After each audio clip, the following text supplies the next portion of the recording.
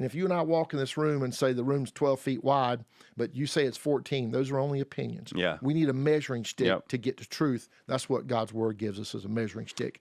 Truth. On today's episode, we're talking with Chad Connelly. He's a national voice helping pastors and churches re-engage in the civic arena with biblical clarity and courage. Chad's the founder of Faith Wins, and he's been on the front lines equipping pastors to lead their congregations in truth without fear. He brings a deep understanding of American history, church engagement, and how we can restore a culture of liberty by returning to biblical values. This is a conversation every pastor needs to hear. And with that, here's my friend, Chad Connelly. Chad Connelly, welcome to Strong Church. It's good to have you here. Man, I'm honored to be here, Lucas. Great to see you again. And it's almost not even hot yet in Arizona. So this is great. This is true. Yeah, it's just 100 degrees. It's just starting, you know. We see each other all the time at events, but it's always like we're both zipping different directions. We get a few minutes to say hi and, you know, high five and hug. And it's great to have a moment here to spend with you and you know, here's some of the work that you guys have done. You run an organization called Faith Wins, and you guys were very active during this last election cycle. You're a 501c3 organization, but you're helping people to think biblically about their vote and about the ballot box. And also, you've really tackled this issue of voter turnout a lot with churches. You know, we've all seen the Barna research and these things. This is obviously a major issue, is getting Christians, you know, to become engaged in the welfare of their nation state that they live in. Unpack a little bit about, you know, what you guys do at Faith Wins, and let's dive into this. Well, I've spent the better part of 15 years doing this. And Lucas, I'm honored to hang out with you. And you're right. It is, we're both busy people, but you know, if you ask anybody else to get something done and they're not a busy person, they'll tell you they don't have time. Right. Busy people get things done. So thank you for having me. You know, Barna's book in the early 2000s, I guess U-turn with David Barton, when he talked about 80 couple million people sitting in church and only about half vote, really about 35 million is the high watermark. So people who profess Christ as Lord don't even take Jesus' words to be salt and light. How can you be salt and light if you're not even voting your values in the public arena? And so I got involved in the political sphere. I was state party chairman. I was on pro-life boards, pro-family boards, and it just made me realize if we're upset about the things going on, and you and I have been upset, and plenty of people who are watching this have been upset, this is our responsibility to fix. Yeah. And if there's, based on Pew Research, Gallup poll, Barna, somewhere between 30, 40, and maybe even as high as 45 to 50 million people sitting in a church pew who don't go vote. This is something we ought to fix. Yeah. So I've spent the better part of my last 15 years focused on maximizing Christian turnout. My line, Lucas, is Jesus ain't running. We can say that in South Carolina. And since he's not, you're always voting for the lesser of two evils. Yeah. They're human beings. Let's break that down for a second, Yeah. because I think it's so important to actually own that and think through it, because I'm not in the voter registration business, you know, with my role here or anything like that. But I'll hear Christians that will say, when I talk to them about preaching about biblical values, you know, from the pulpit, they'll say, well, I just don't want to talk about the issues, or I don't like particular candidates. And you start getting kind of that almost a little bit of a self-righteous tendency that shows up there. So when you say that we're voting between the lesser of two evils, tell us what you mean about that. Well, they're human beings. And so I tell people, don't vote on party or person or personality, vote on policies and principles that line up with the biblical worldview. And you know, the truth is, your wife, my wife, they may love us. We don't agree on everything. So we're not going to find somebody in the political sphere to agree on everything. The answer is not to sit tight and sit back and just let it happen. We see this in school boards, city council, county council, state and federal legislatures. It's the absence of Christian influence that's gotten into place that frustrates us. I remember the first time a pastor told me, Chad, we just don't do this because it's controversial. And I honestly, Lucas, I'd just taken on my role with GOP Faith, and I told them, I'm not pushing the party. I'm not pushing the candidate. As a Christian first, I'm going to talk about biblical responsibility to vote. Good. So this pastor in Durango, Colorado, he comes up to me, and he was a young guy, and he said, Chad, we just don't do controversial stuff in the church. Thanks for coming. I said, Pastor, I'm not sure I know what you mean, controversial. And I was like, Lord, you better give me something here, so I'm really not sure how to answer this. And I said, and he said, well, you know, we don't do the things that are controversial. I said, do you preach the Bible, the whole counsel of God? And he said, Well, yeah.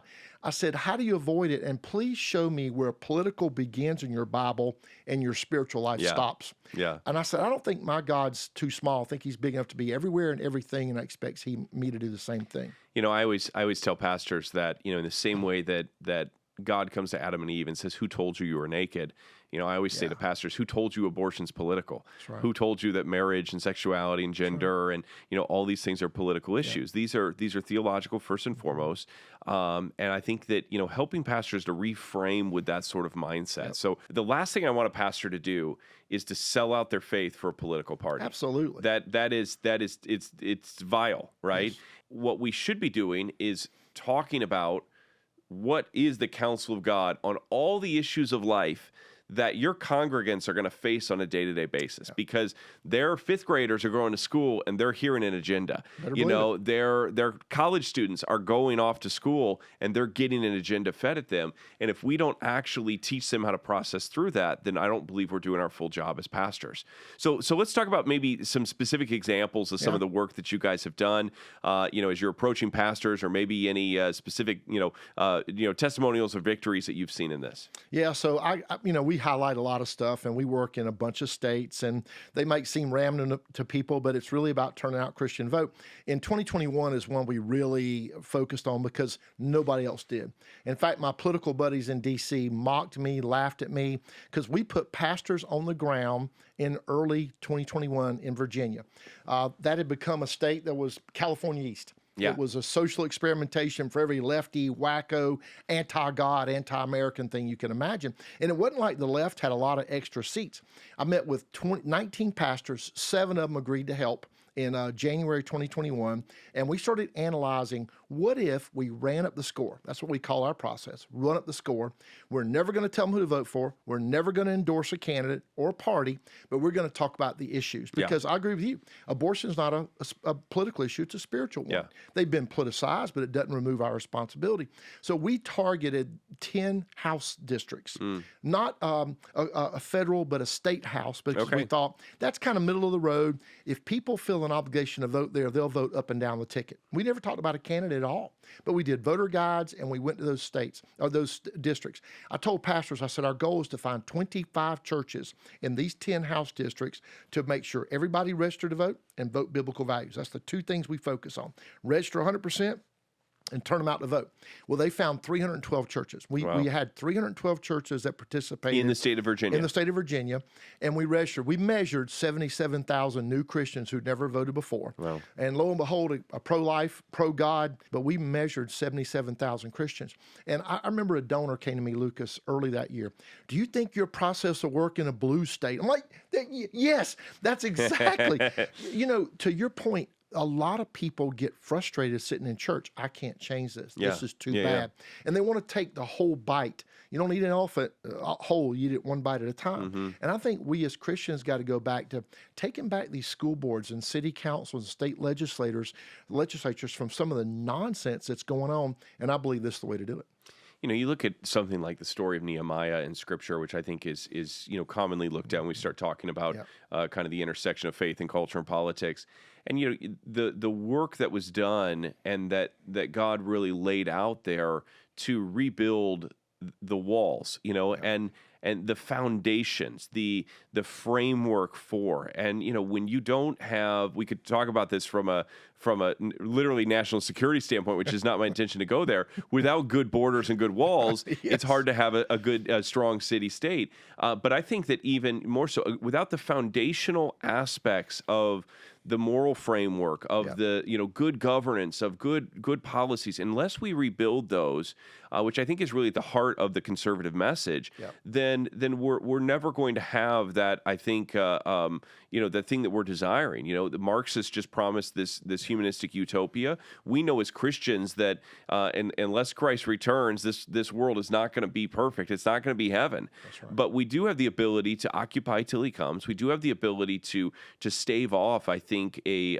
rise in godlessness, a rise in wickedness and these things. And I think that our responsibility, especially in a free nation, that we have the rights to be able to go to the ballot box and count a vote, that I think that matters, and that we would be we'd be burying our talent in the sand, Amen. To do anything otherwise. And so, talk to the pastors that are out there. We've got a lot of pastors that watch this and listen, and what would be some strategies for maybe engaging their community, or if they want to try to do some of these things on their own, what does that look like? Well, listen, I think the first thing for pastors to realize, and they know this inherently, everybody's got a worldview. And that worldview determines what their actions are. And let's face it, the worldview is the most cluttered, confused time, maybe in American history. Yeah. Most people are confused. Our strategies start off really, really simple. So I'll invite pastors to a breakfast or a luncheon, maybe an event in the evening that's a little bit bigger, but mostly relational, smaller, and get them, almost force the questions out of them. Tell me what you want to hear. And of course, our faithwins.org site has dozens of videos answering this stuff. But I want them to take the first step. I want to get them to yes. Pastor, can you do a nonpartisan voter registration drive? All those links are on our site for every state. We will make this simple. The nice thing about that is you don't even have to dive into the issues. I think pastors should talk about the issues, but that's about as easy point of entry for somebody is just say, if you care about the country, we're not going to tell you what to do. We're just going to do a voter registration drive. Easy lift. And I will overcome any objections there. And I ought to say this too. The way we get to that pastor is another pastor. I worked through pastors who had those relationships. They open the doors that I can't. And so over the last 15 years or so, I've built relationships basically in every theologically conservative denomination. So I've got access to them. They're 19,000 or something who are on our team. In my phone, I don't buy lists. They only go in. We don't swap our list for anything. We build that list because Pastor Lucas Miles met Pastor, your buddy Micah Beckwith in Indiana, and said, you ought to meet my buddy Chad. And then a prophet's without honor in his hometown. So sometimes somebody coming in from out of town can tell them, this is not a big deal. What's the problem with doing nonpartisan voter registration? So we'll buy them a Chick-fil-A breakfast or lunch, have some fellowship time, have a back and forth, get them to do voter registration first and foremost. Second thing after that is we're going to get them talking about the issues.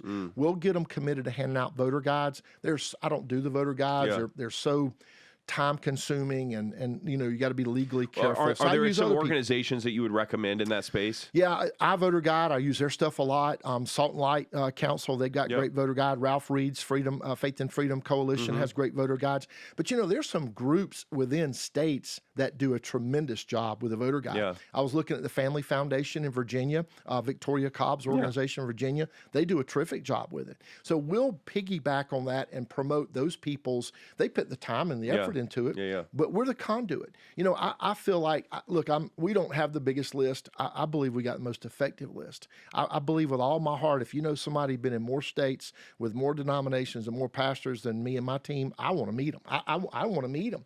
But I'm a relation guy. I believe in that. I believe that we're intended for relationship. I think God created us for that. So if I'm talking to a pastor, I'm going to say, I want to meet you. I want to talk to you about what your hangups are, and I want you to tell me why you're not doing nonpartisan voter registration and how you square that with Jesus' Matthew 5:13-16. Because he said, if the salt has lost its savor, if it's lost its flavor, it's good for nothing to be thrown in the street and trodden before the feet of men. I don't know about you, Lucas. That sounds like a bad day to have the Father say, hey, by the way, you're good for nothing. I want to hear, well done, thou good and faithful servant, not you were good for nothing. And I don't know how we engage this culture, as frustrating as it is, as nonsensical as it's become. We have entire states that have codified in law taking your kids away if you don't want them to transition at the age of 8, or letting boys race and run and compete against girls, and they think that's all okay. And this is our fault as Christians. I want to be angry at them, but what I've turned that into, and this is what I tell pastors, this is on us. We don't become a car by sitting in a garage. We don't become a Christian by being in a church. And Jesus has a higher level. He expects action on our part. It's our responsibility. I think that's such a great reminder and practical as well. I think that this is something that, any church can kind of take up and move into that space, to really do that. Obviously, we have a lot of resources, TPUSA Faith, to help people think biblically about issues and a lot of our course curriculum, which is all free of charge, that we can get into people's hands.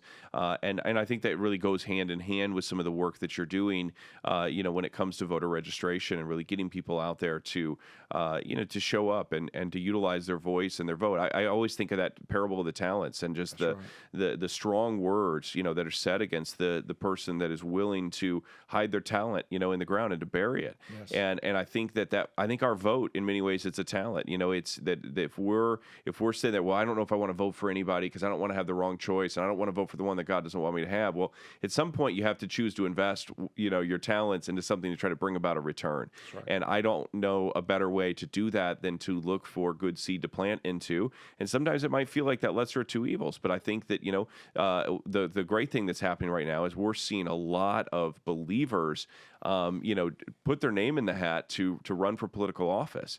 Is that something you can speak to? Have you seen, I've seen pastors, saying, I need to go out there and run for something. All over the place. Yeah. It's a natural byproduct if you don't go force it and coerce it and they don't feel. So when they get involved, I got a pastor in east of Atlanta. It's a very key area.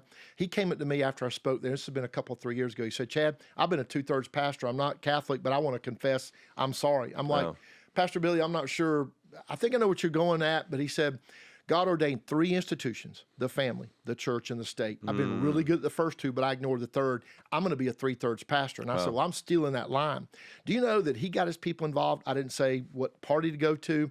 And they are now dominant in 2 county parties that have been dormant. And he's got people in his church that have now run for city council, county commissioner, I think they call it. And it's just Christian influence permeating the public square like God intended. Every book of the Bible, I think virtually every book of the Bible, it's God's people talking to, with, from, or about political leaders of the day. We can't ignore that. Yeah. And I feel for pastors. Everybody wants to take the path of least resistance, and they want to avoid all the ripples. I think culture is at a point right now, we've been kind of talked out of the arena. Oh, you Christians, don't get involved. Put on your turn the other cheek, Jesus. We better find our turn the tables over Jesus. We got to find that guy. Because we can't take the path of least resistance and think this culture that we're going to win. And we don't know what God's doing. We don't know what Jesus is doing. But we're to do our part and to occupy till he comes. And we have not done very well at that. So that brings me to, and we just got a few minutes left here, but that brings me to a question that still comes up a lot, and I think that it's so important to kind of be able to wrap our minds around. So how do you respond to those accusations of, well, that sounds like Christian nationalism, Chad, and is that bad? Is that good? Is that what we should be doing? So when we think about this biblically, how do we respond to that? Daniel told us we're to work for the good of the city we're in. And we occupy this nation, and God's blessed us to live in America. 1 in 17,000 chance to be born here. Greatest place on the planet. Yeah. I feel so blessed to be in America. And, I've been written about, and the media hits you up, and they like to pick buzzwords, but they're so far off base. Because if I lived in Zimbabwe, I ought to be for the best of Zimbabwe. Yeah. If I was in France, I'd want the best for what's in France, because that's my Christian obligation. And I would just tell Christians who buy into that, don't get sold a line of bill of goods by people that hate our God. Yeah. Don't let and hate our country. And hate our country. Yeah. Don't let them define your level of activity. What God's expecting you to do is to do your part and occupy till he comes in whatever place he's planted you. Bloom where you're planted kind of thing. Yeah. We've had hit pieces written on us and, books written about what we've done, and they always use that. And I asked a reporter who put me in his book. He called me and said, like, I was hit you pretty hard in my book and gave you a chapter. I'm like, man, our people don't read your stuff. And I said, let me ask you something. You're here asking us, because we're teaching about God's will in America. Yeah. We're talking about Christian involvement. Did you go to the churches hanging pride flags or BLM flags out front and ask them about that? He said, that wasn't my point. I said, I understand that. I know you weren't. I said, you're the hypocrite, not us. And it's amazing to me that people who will claim I'm a Christian, or I go to church, or I can identify church by a steeple, want to try to use those words against us, to weaponize those words to make us sit down. I believe now's the time that God's calling us to stand up. That's why I'm excited to be with you. I see somebody who's standing up and taking a stand for the Lord. Appreciate and that. Look, that's not popular, and we know where it led the disciples. But when you believe in truth, and we got to understand there's a war for truth. Yeah. But our founder said we hold these truths to be self-evident. Our buddy Bob McEwen said that means that's Jeffersonian for any idiot should understand this. And when that truth is what's attacked. And if you and I walk in this room and say the room's 12 feet wide, but you say it's 14, those are only opinions. Yeah. We need a measuring stick to get to truth. That's what God's word gives us as a measuring stick. Truth. Such a great, so well said, and such a great reminder. I always love what Charlie says is that, people will accuse him of Christian nationalism, and he'll say, look, I'm a nationalist and I'm a Christian. I've never said I'm a Christian nationalist. And I've actually pushed against the term. I think the term isn't helpful for us to adopt. I know that I've got a lot of friends that take it as a badge of honor, and they wear that. And I have no issue that we have people, I'm sure, within our ecosystem that do that. I don't have judgment for that. But I think that, really as believers, we don't need a lot of other monikers around Christian, disciple, follower of Christ, those sorts of things. And that should be sufficient. When you look at the Old Testament, during the Babylonian exile, when all the prophets were coming and telling the people, hey, don't pack your suitcase. We're getting out of here real soon. And, the Lord kind of shows through Jeremiah that, look, tell the people, like, they need to relax a little bit. They go plant vineyards, get married, start having kids, basically grow roots. Even though you're in exile, grow roots, make the place that you're in better. And then eventually I'm going to redeem you from that. And here's the reality. As a Christian, we're in exile right now. Right. I'm in exile in a place called America. Now, there's worse jails to be in. That's right. It's a pretty amazing jail to be in. But you know what? If I were to see my future reality in eternity, this would feel like a prison compared to what God has in store for us. That's right. I think we take the same advice that we see that Jeremiah gave to those Israelites in exile, and that is to start planting roots.